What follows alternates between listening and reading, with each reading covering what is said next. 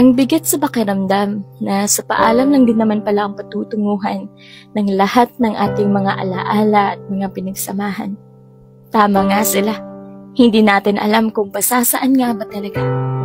Dahil hindi naman natin inasahan to. Umabot lang tayo sa puntong mas mabuti nang sumuko at tapusin ang ating kwento kaysa ipagpatuloy kahit hindi na natin parehong gusto. Siguro nga, hindi lang tayo para sa isa't isa. Siguro, kailangan lang nating magtagpo para may matutunan tayong dalawa.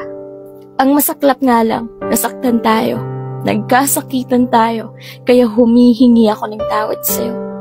Patawad sa lahat ng mga pagkukulang ko, pasensya sa mga bagay na nagawa kong nakasakit sa'yo. Inaamin ko namang hindi ako perpekto, pero totoong minahal kita ng buo. Minahal kita sa paraang alam ko. At alam ko namang ganun ka rin sa akin. Minahal mo ako ng totohanan. Ramdam ko yun kahit hindi mo nasabihin.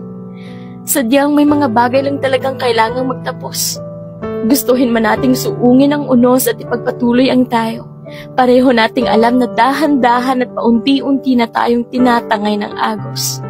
Tinatangay tayo papalayo sa isa't isa. Hindi na kayang ipilit pa dahil mas magkakasakitan lang tayong dalawa. Kailangan ng tapusin. Para ang isa't isa sa atin ay makalayan at makapagbuklat ng panibagong pahina na hindi tayo magkasama.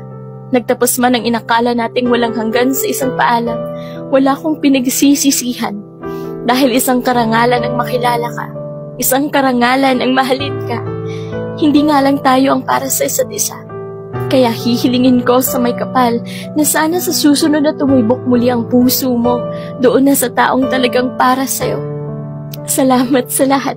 Salamat sa pagkakataong mahalin ka. Hanggang dito na lang ako. Hanggang dito na lang tayo. Paalam na.